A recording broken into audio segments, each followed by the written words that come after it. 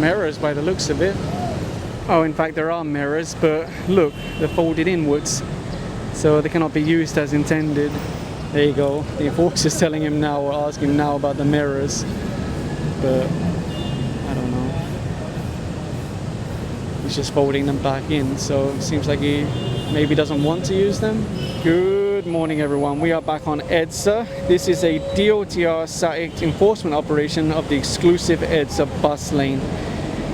Now, not only is the goal to keep it exclusive for the commuter buses so the system works as expected, but also for road safety efforts, because a lot of the time you can see accidents caused by riders or drivers swerving in and out of the exclusive bus lane. You see that rider there, he decided to leave the bus lane and join the rest of the motorcycles as soon as he saw the enforcers up ahead. We'll see whether he's going to voluntarily stop. Look, he's tried to go around them, but no luck because they've spread themselves out. Looks like it's an MC taxi, which unfortunately is somewhat common inside the exclusive bus lane. As you know, not only do they issue the ticket, but they also confiscate the license, and you have to get that back from the LTO office after paying your penalty. There's another motorcycle that just left the bus lane. He's got blue sleeves on his shirt. I don't know if I started my camera on time, but I saw one of the SAICT guys was taking a video as he left the bus lane, and there you go, they did manage to pull him out. Another MC taxi, my goodness, that's 2 in a row. I didn't catch it on camera, but I did see that rider behind the bus. Whether or not enforcers saw it, I have no idea. If they try to apprehend him when he gets closer, then it means they saw him.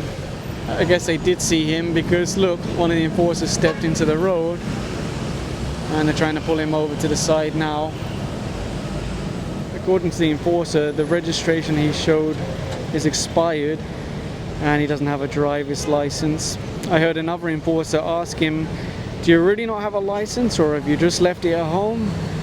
And the rider said that he really doesn't have a license. And I just saw the enforcer writing out the impound notice for that motorcycle.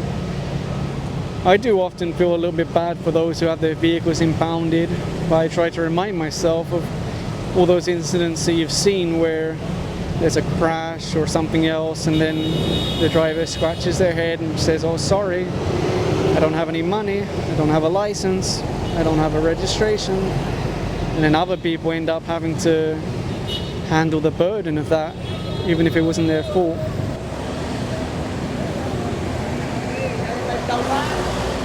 I'm not sure if you heard that as the truck driver went past, he shouted out 5,000.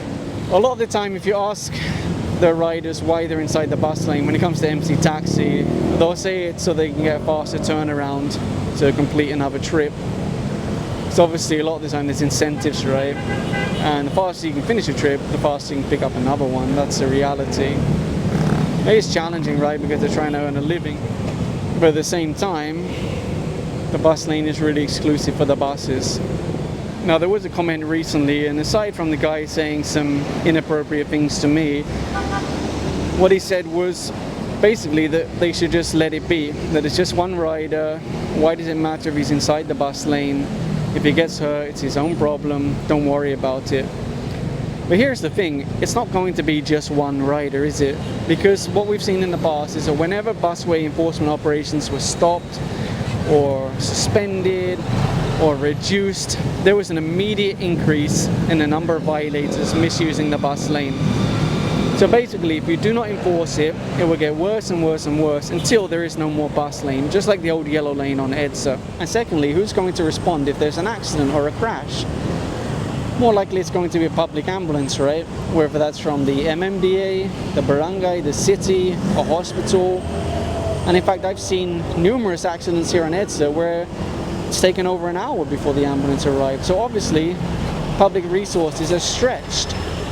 If you can reduce the number of accidents, the number of crashes, that's much better. And probably you'd see a faster response time because they wouldn't be so overwhelmed.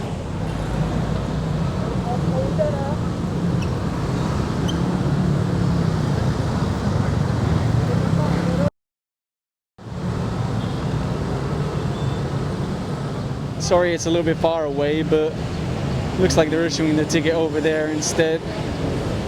I haven't seen any cars inside the bus lane this morning, but what you can notice is that every other rider, every other driver is passing by without any issue because they're not inside the bus lane. Only those misusing the exclusive bus lane are being flagged down. And in fact, that's something that people often comment when they apprehend a rider with no license or no registration. A lot of people would say, why did they go inside the bus lane? That's just drawing attention to themselves.